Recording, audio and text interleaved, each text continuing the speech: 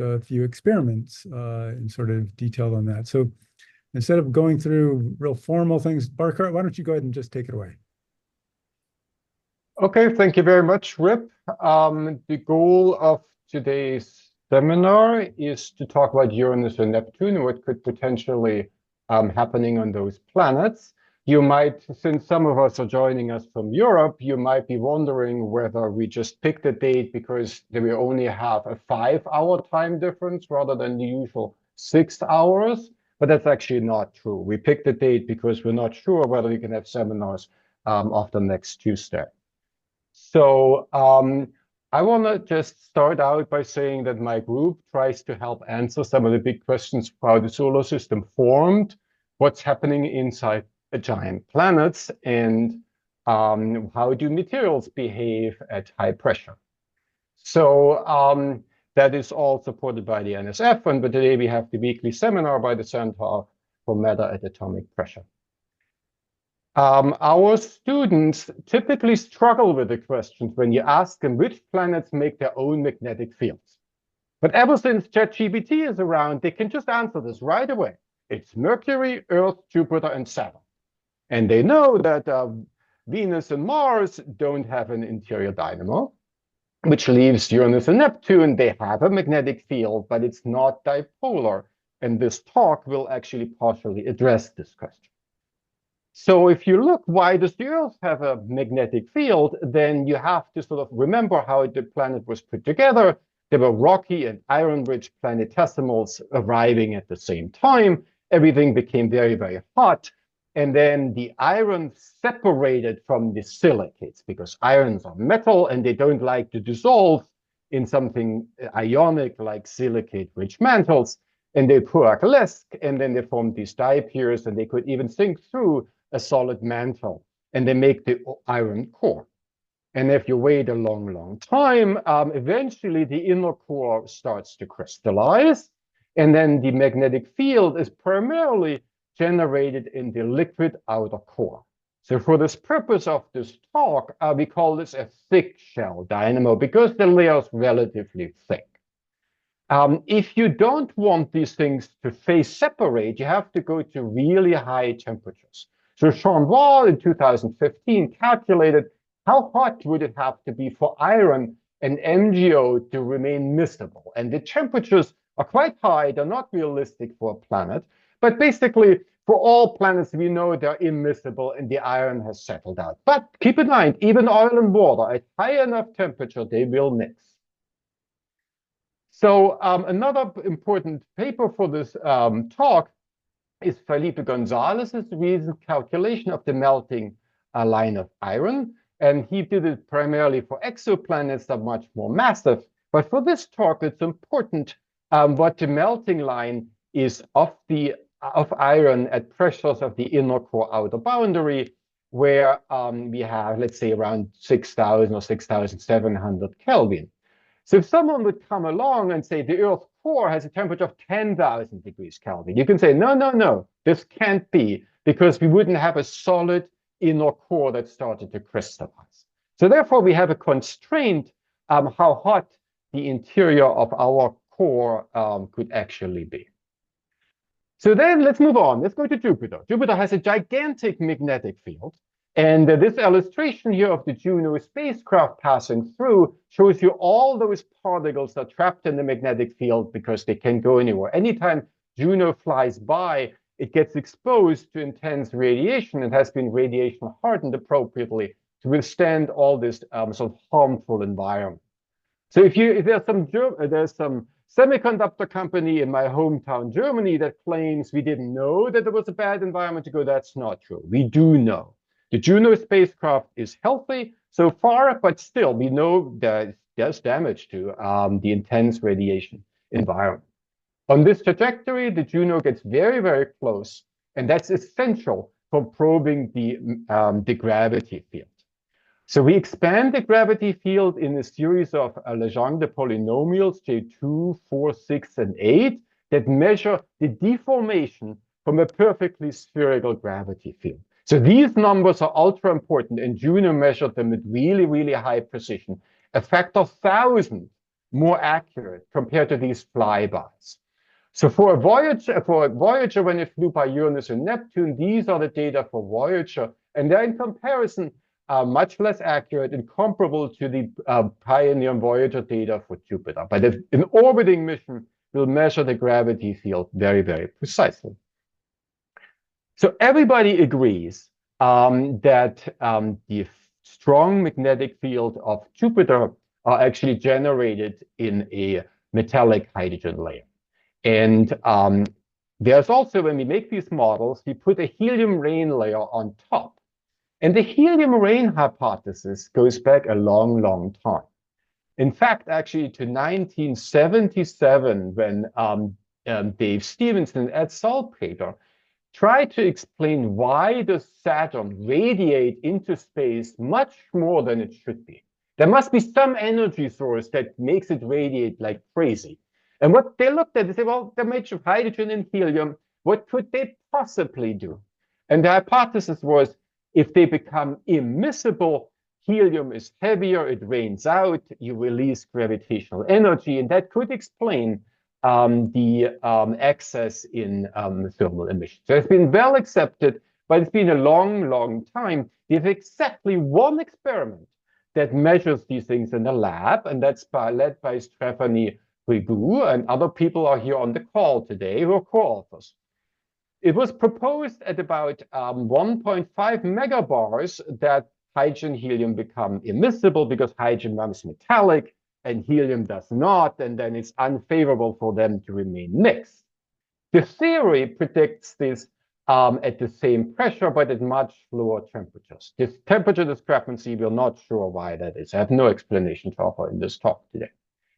Nevertheless, what we think happens that planets initially, they will homogeneously convecting, as is shown here on the right by this mesosoup. If you like convection, go to a restaurant, it's usually served hot, it cools from the top, and then basically the hot parcels will sink down, and the cooks will actually, or the chefs will actually have put some tracers into this mesosoup that it's really easy to see where the downwelling and the upwelling is. If you want to stop convection, you have to have a pretty strong effect to do that. So we think hydrogen, helium rain will do it, but it requires a phase separation. If you follow these adiabats in temperature pressure space, then the falling helium droplets, they will be reabsorbed at higher pressures. So that's why we think there's just in sort of a finite layer for Jupiter and Saturn, and then the falling helium raindrops will be reabsorbed, although some people say that may not be true for Saturn. Okay, as a theorist, how would I calculate this?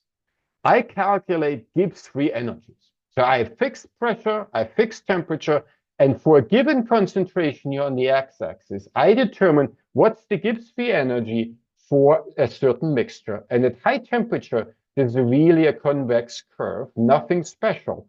But if you lower the temperature at some point around 5,000 Kelvin, the system enters these concave-shaped curves, where the system, when it's in the middle somewhere, can lower its Gibbs free energy by phase separating into helium-rich droplets that then sink, and then the hydrogen-rich environment. So how do we do these calculations, Gibbs free energies? I run density functional calculations that construct an approximate solution for the Schrödinger equation. So the codes calculate all these big orbitals, and then the orbitals derive as forces, and then we resolve F equals ma, and we construct an ensemble. And we do that with density functional theory because it gives us a relatively good solution for modest investment of computer time. And we go to the biggest computers, like, for example, in Livermore, to run large systems, because it takes a fair amount of time to calculate these orbitals for every snapshot as shown here. Sometimes we want to do conductivity calculations, we switch to even more complicated functionals, but more accurate levels of theory, like quantum Monte Carlo, are much, much harder to use for these practical applications. So none of those molecular dynamics simulations give you an entropy or free energy. So for that, we do a trick. We actually do thermodynamic switching where we go from the DFT forces and then gradually switch them over to some classical forces, and the classical forces, we switch them off gradually. And in the process, we can measure the Gibbs free energy difference between two systems, and that allows us to calculate the free energy for the DFT system. But there is a different way how you can do these things. For example, here, if you look at this, this is the hydrogen-helium mixing simulation, and the helium are shown in blue. And you can tell right away that the helium atoms have a tendency to cluster, form their own bubble. And if you analyze such a bubble and you compute these pair correlation functions, you will realize that at large distances, the probability of finding another helium atom is actually reduced, and this pair correlation function drops below 1. 1 would be a homogeneous mixture, and here, if you're a helium atom in the middle, all friends are close to you. You don't have so many friends far away, and as a result, that drops below 1. So this is a telltale sign that something is in the immiscibility region, and the helium atoms exhibit the tendency to cluster. So this is just good to keep in mind. So we have two methods. We have the one on the right. We do expensive Gibbs free energy calculations, and it gives us entropy that we can construct adiabat, gives us Gibbs free energies, is all useful.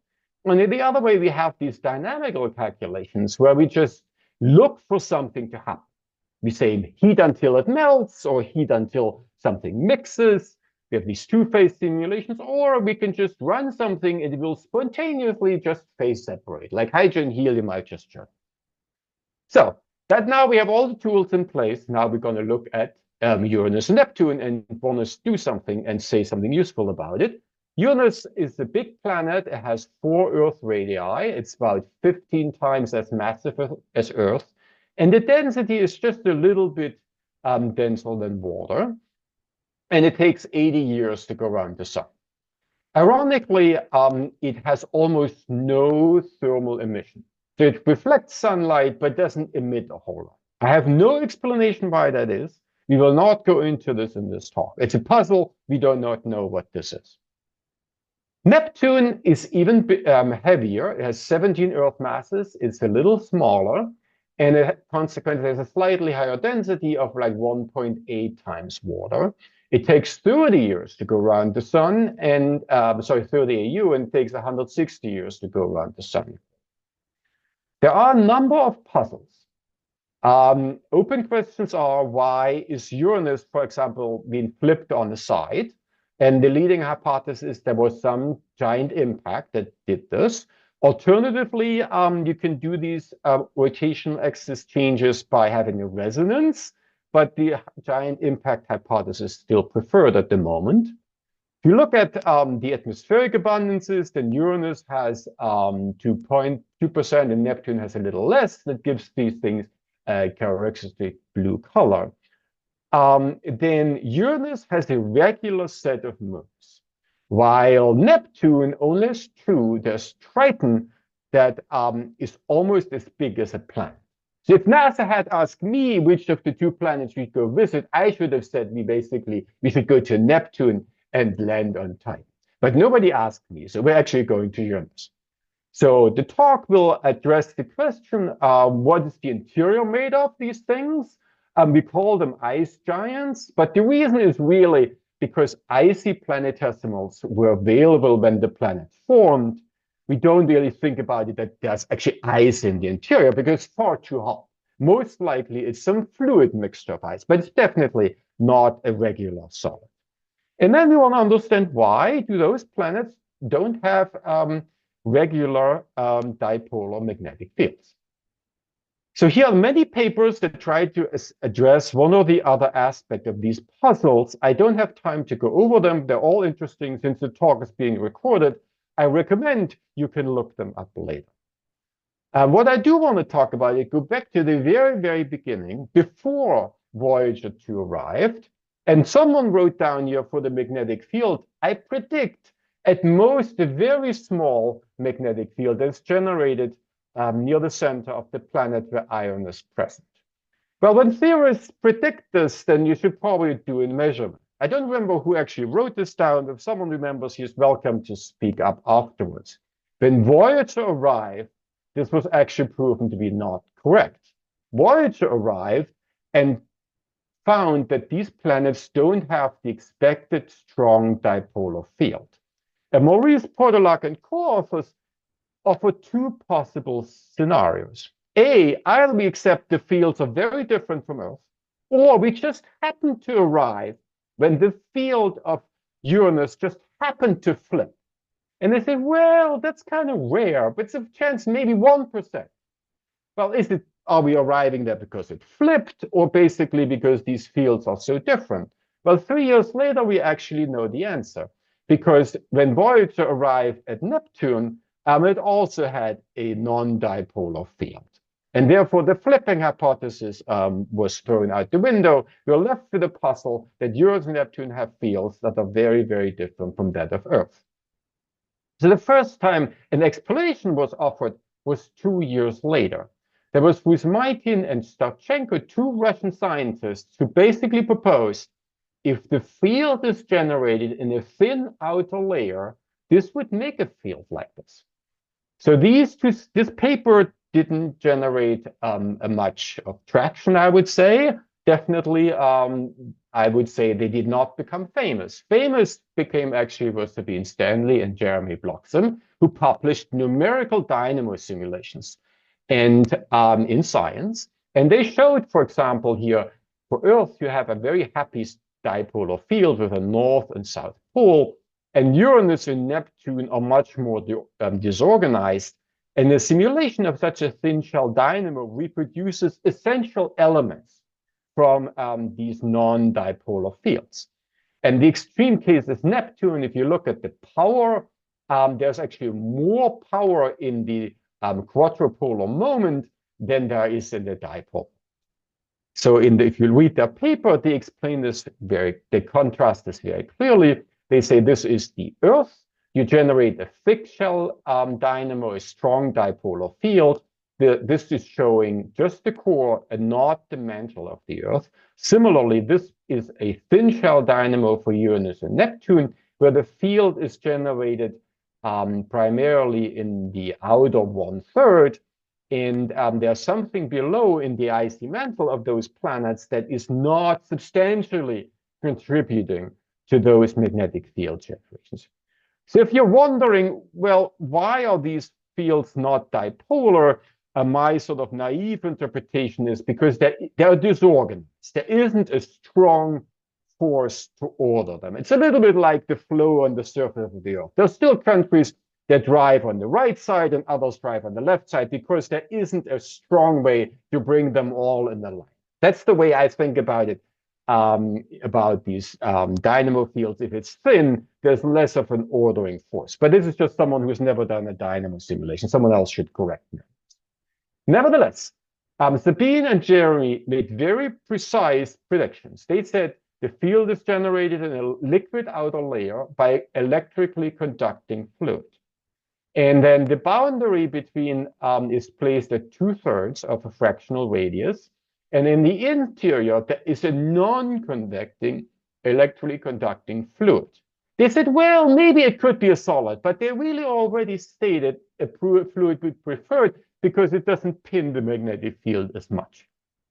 So now they couldn't address why, what's the upper layer made of? They couldn't say what the lower layer is made of. And most particularly, they couldn't give an explanation. Why is the lower part of this icy mantle not contributing so much to the magnetic field? So the goal of this talk to put a possible explanation behind these things. So let's go back to what other people have done. For example, we know that Uranus and Neptune are carbon-rich. Their atmospheres is the only thing we can really observe. It's been 40 and 100 times so. So there was Marvin Ross in Livermore who said there could be diamond rain. And he said methane gets pyrolyzed, hydrogen gets released, the carbon atoms make crystalline diamonds, and it would sink. I had many wonderful conversations with Marvin when I was a postdoc in Livermore, but I never asked him how he came up with the title of this talk. Whether it was his musical preferences or other preferences, I don't know. I never forever forgot to ask this question. The Robin Benedetti in our department, just before 2000, she took a diamond cell, filled it with methane, and started laser heating it. And she could produce diamond this way. There's unreacted and there's reacted methane, and the reacted methane is actually diamond. So this happens high pressure. There's good evidence for this. There's a paper by Ricky Chow, Sebastian Hamel, and Bill Nellis using the gas gun and computer simulations to probe something called synthetic Uranus. And the simulations show that you have the tendency, at least, to make these polymers of carbon rich. So our paper came out a year later, where we looked at shocked methane, and we saw the same formation of polymers. Okay, so the next year we actually went to the NSF and said, we have ideas what could be going on in the interiors of Uranus and Neptune. Give us money, we will actually try to figure this out. And that was from figure 8 of our proposal that shows you the progression of as more and more polymers form and hydrogen is being expelled as more and more carbon bonds form. So you wonder, what do the hydrogen atoms do? They form molecules, or maybe not, but basically they're no longer needed by these carbon-carbon chains. So what would they possibly do? Well, what could they do? And they would bubble up. Hydrogen is the same thing the system could differentiate. And most importantly, at higher and higher pressure, longer and longer carbon chains form. More hydrogen is bubbling up as a result. So this is a mechanism where we actually can differentiate a layer on the planet because the hydrogen contents is different. So this is a good card to play. This is our trump or our joker, depending what you want. And we keep it on our sleeve and we play it at the right moment. Not yet, because this is not enough to explain Uranus and Neptune. So we went to the NSF and we had different ideas. There could be homogeneous mantle. There could be a homogeneous mantle where some of the hydrogen has been removed, as we just seen. There could be a differentiated planet. We have this polymeric fluid of carbon and nitrogen, and we have water here. Or there could be a water up here, and there would be diamond and another solid C3 and 4. And all these things were put together. We want to compare against the prediction by Sabine Stanley and Jeremy Blocks. That was the goal. And NSF actually gave us money to do it.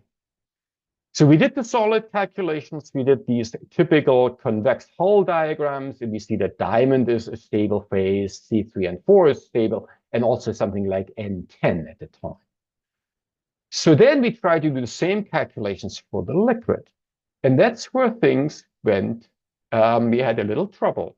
For example, we looked at a homogeneous mixture of water, methane, and ammonia, calculated the Gibbs free energy, calculated the whole way through, calculated the Gibbs free energy of diamond, of C3 and 4, Gibbs free energy of water, and hydrogen. And we compared the sum of those 4 Gibbs free energies to the sum of the mixtures.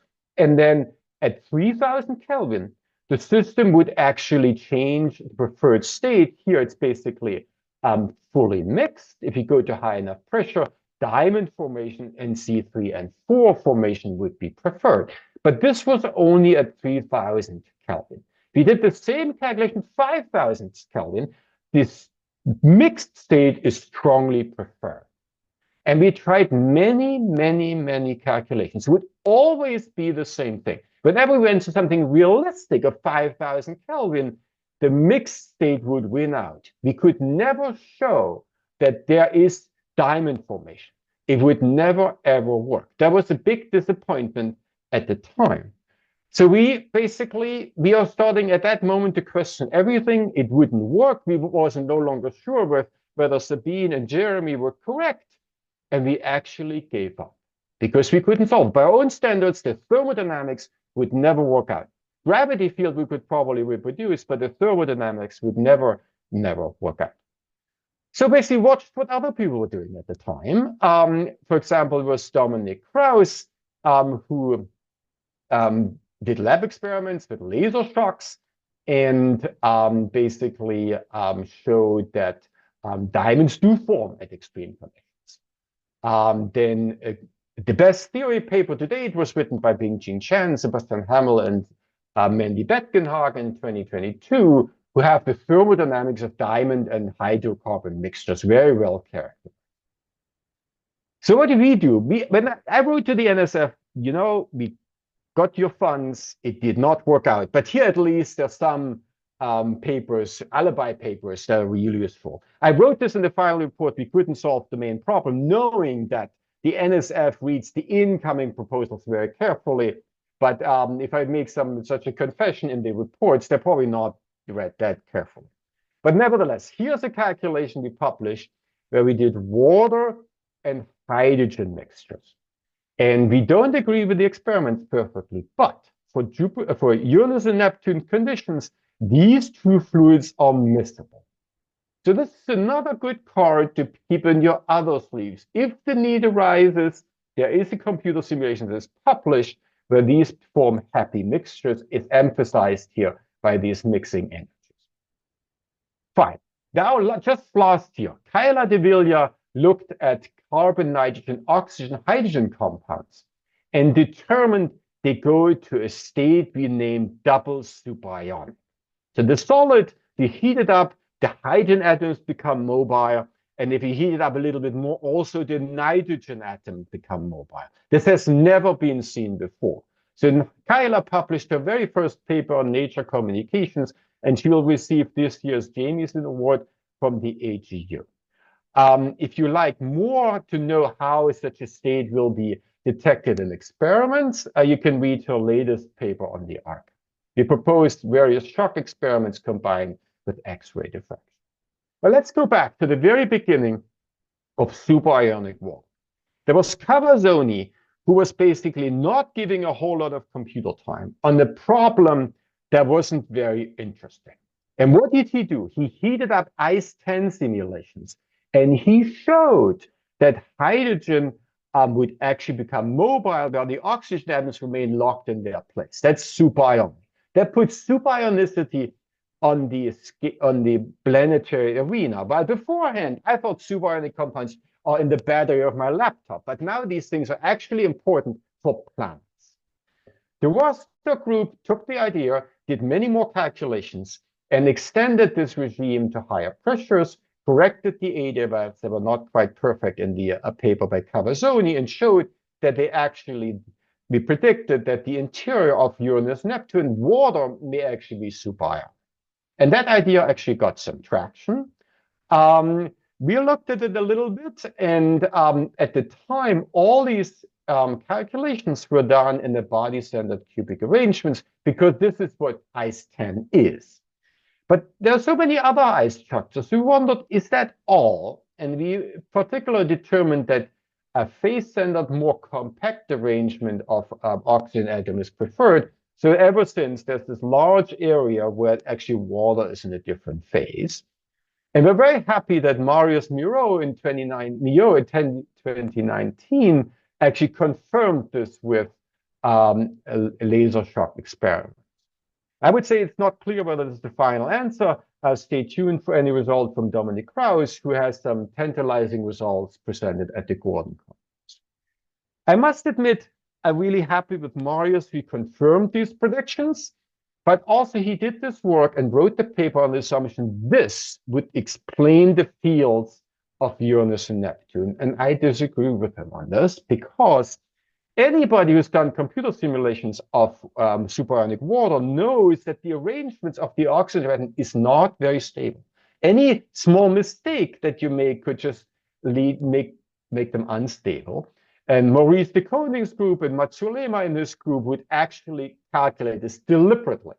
And they would show how much of a force would it take for these superionic arrangements to shear, and the result is not very much at all. So it's not a good candidate for to explain that the lower part of the mantle of Uranus and Neptune are not convecting. This material would convect easily. So what is it then? Well, let's look at what other people have done. Nadine Edelman, who's on the call, wrote a very influential paper where she did these mixtures and showed that the gravity field can very well be reproduced. She also proposed there could be a thermal boundary layer that prevents heat from coming out of Uranus and Neptune. If you do that here, then the interior becomes very hot. I'm not a big fan of this, but the paper was clearly very influential.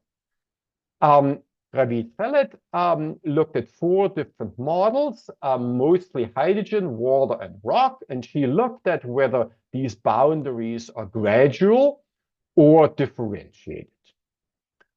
Just this year, in the same group, Neuenschwander looked at convecting and non-convecting models by taking the density profiles derived by agnostic models and then assigning a temperature to those profiles. And the predictions of temperature, they're quite hot. It's actually been 10 and 20,000. And we'll see why ab initio simulations may not be compatible with this hypothesis in particular. So then sort of the years go by. We haven't done anything. We failed in 2013. Now let's just see, we come to 2023, and now machine learning is more popular. These methods existed before, but now they're actually more easy to use. And they learn the forces that come out of these expensive DFT calculations and then speed up these simulations, and they make them much, much faster.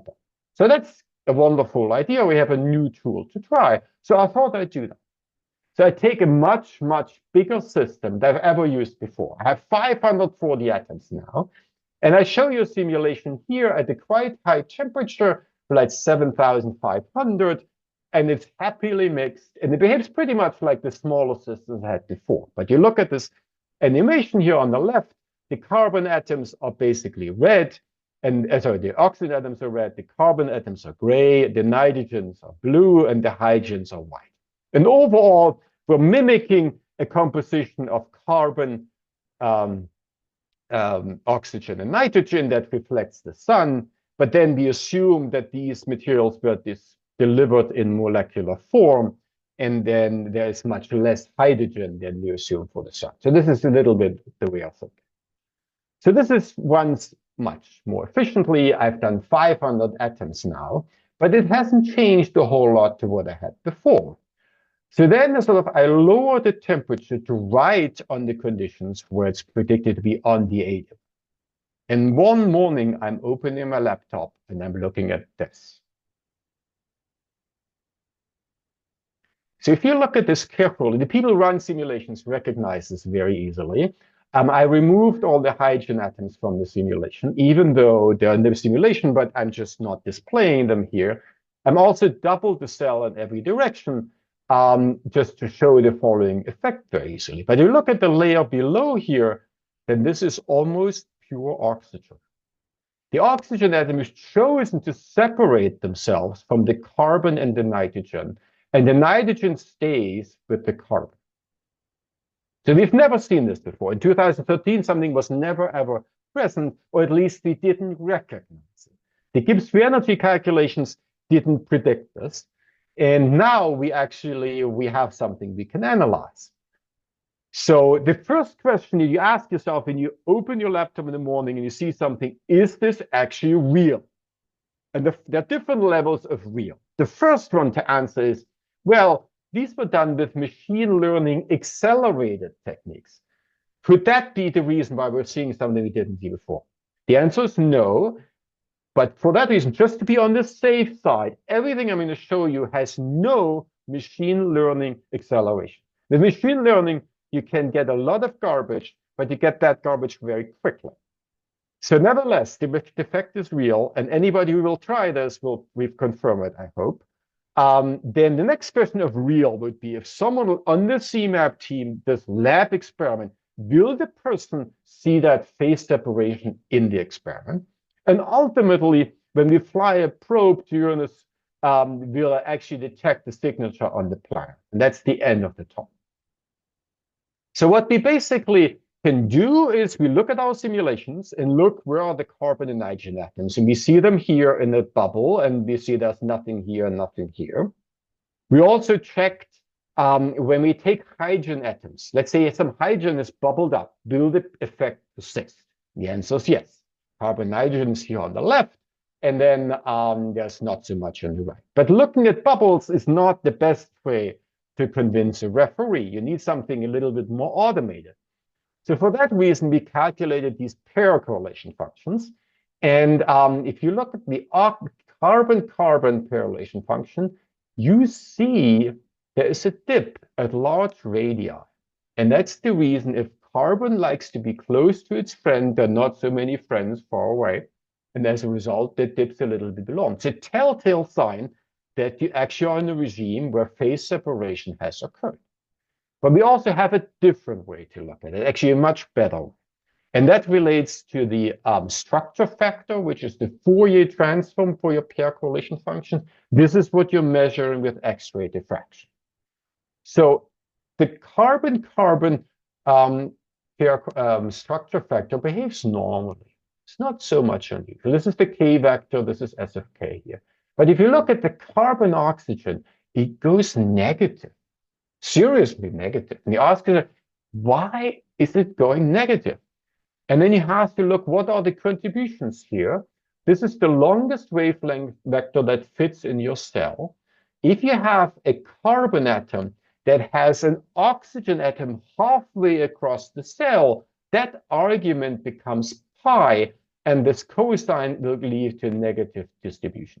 Well, if you have many carbon atoms and many oxygen atoms nearby, you get mostly positive contributions. But in this case, the negative contributions overwhelm the positive contributions, meaning that the carbon atoms are far away from the oxygen atom. So that seems to be a better indicator. So I'm plotting this S of K function for an X, Y, and Z, and it's mostly strongly negative. This is our better tool to identify them. So if you look for these things at the oxygen depleted calculations, we again see a dip in the carbon-carbon correlation function, but we also see this dip in the S of K that we calculate. Sometimes it's positive, and that the bubble is rearranged in a different way. That can happen. But we always see these strong negative regions. If we go to high temperatures here, it's not the case. So we may see a little bit of a tendency, but overall the system is well mixed. Here it's close to 1, and the S of K oscillates around 0. So what I've shown here is there's strong evidence for phase separation at pressure and temperature we think are present in Uranus and Neptune. And the system is well mixed already at 5,700. So that's the simple reason why I'm not a big fan of very high temperatures. So what I've shown you today is a new type of phase separation of ices at high pressure that could potentially explain the fields of Uranus and Neptune. And that would be a good way or good moment to ask for questions. But that's not what we're doing. We're barely 50% in the talk because I haven't actually shown you anything. What does it imply for Uranus and Neptune? So I don't do as qualified and special models as Olivier Moussy. He constructs the planet in a dynamical way out of the protoplanet disk with lots of components. And the latest paper is actually telling you that they most likely formed near the carbon monoxide isolate. So I will not do that. I will not a formation person. But what I will do is I will do a concentric Maclaurin spheroid calculated for every planet model we put together. And the inventor of the method is Bill Hubbard, who's on the call. And basically what we do, we run ab initio simulations to know what's the density for given pressure, temperature, and composition. And then we have a planet model where different layers are around. We move these layers around. And every time we have a certain arrangement, we spin up the planet, we let it relax to a state of hydrostatic equilibrium and calculate the gravity field. And then we have different parameters we can vary. And then, for example, how much oxygen, how much hydrogen is in our water layer, and how much hydrogen is in our carbon-nitrogen layer. So we do ensembles of these things. So I would just want to show you the final result because it's easier to explain and then explain the ensembles that we construct. The final result for Uranus and Neptune is could be looking like this, where we have a layer of hydrogen and helium where the field is not generated. And then we go to about 6 GPa, about 80% of the radius, where we have a mixture of water and hydrogen, because remember, those things are miscible. The composition is approximately H4O. And then below, we have a layer that is not convective. And the reason is because there's a varying hydrogen contents. It is carbon and nitrogen rich, and you're proposing something like Ca2 and H19, and then it increases, so the hydrogen fraction decreases to H12. So if we do all the calculations ab initio, calculate the density, go through CMS, calculate the gravity field, this fits. And then we have a very small core, and basically that is a mixture of silicates and iron. In contrast, if you do the same exercise for Neptune, we have a slightly bigger core. The planet is more massive. Otherwise, we have a slightly differing hydrogen contents, but it's also a little bit, richer in hydrogen up here. So this is all flexible to some degree, and we're going to look at the ensemble of models. But these are two possible candidates, at least. And to make these planet models, we had to make some additional assumptions that are directly supported by the ab initio simulations. And the first one is we assume that the water completely separated from carbon and nitrogen. There could be partial mixing, but we didn't consider this in these models today. We assume that this carbon-nitrogen layer basically sort of released hydrogen, and that hydrogen was mixed with the water layer. And then this carbon-nitrogen layer is denser, and therefore it goes below. If I reverse the layering, I cannot explain the field, because we think that this layer is homogeneously mixed. There's no mechanism for stable stratification. For that reason, we think the oil does not flow on water. It's the other way around. The water flows on top of the carbon-nitrogen-hydrogen mixture that received extra hydrogen as hydrogen was released from these polymers. So if we do the exercise, we can match the gravity coefficient very carefully, precisely. We have proposed compositions.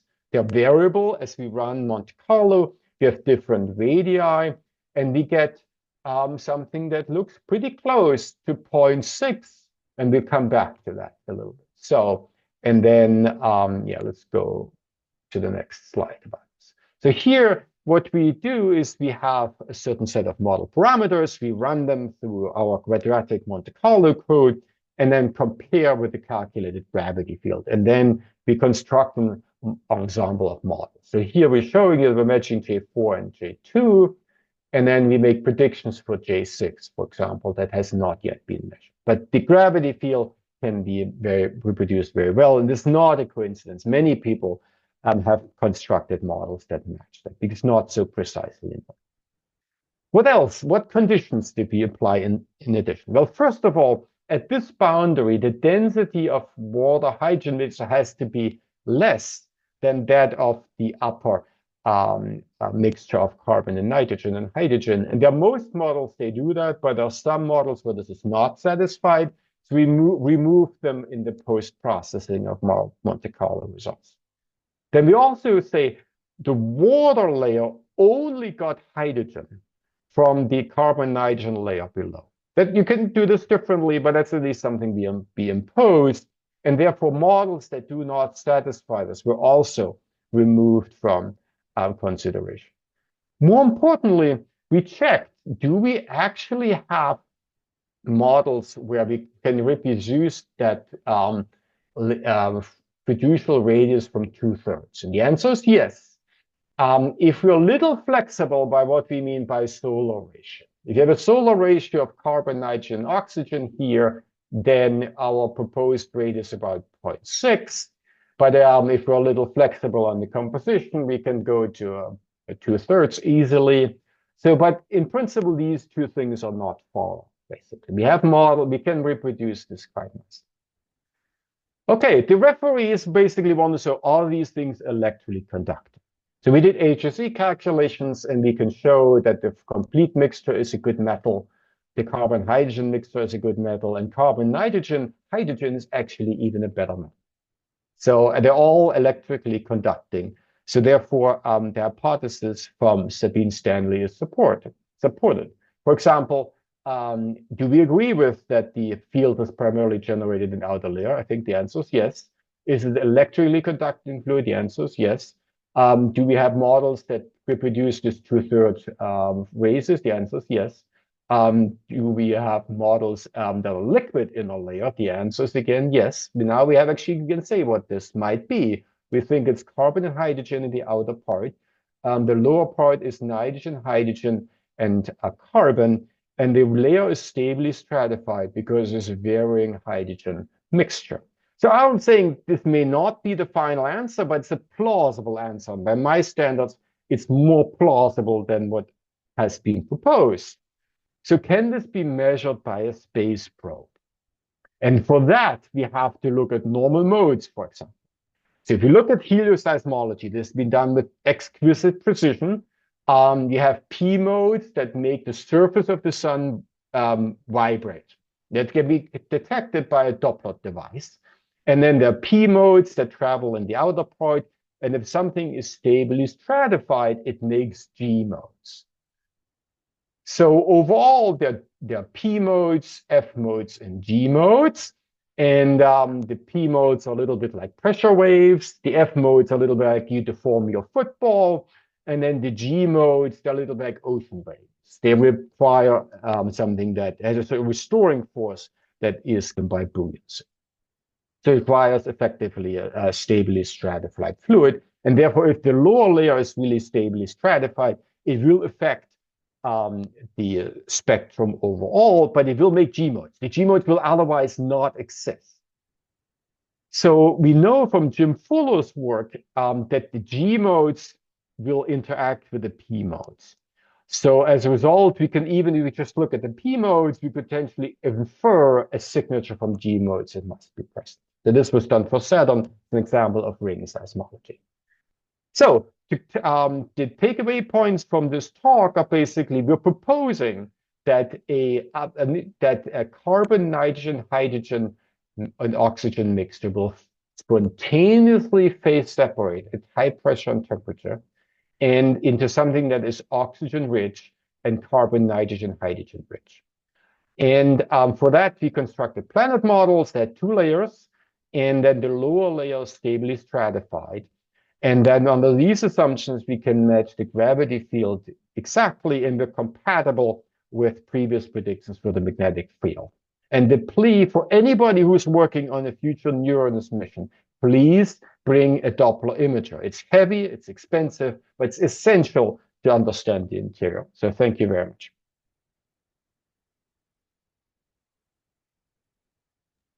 Okay. Hey, thanks, Burkhard. That was awesome. Let's see. What we usually do here is open the floor to questions, but we're pretty patient and waiting for the first couple questions, or at least the first question.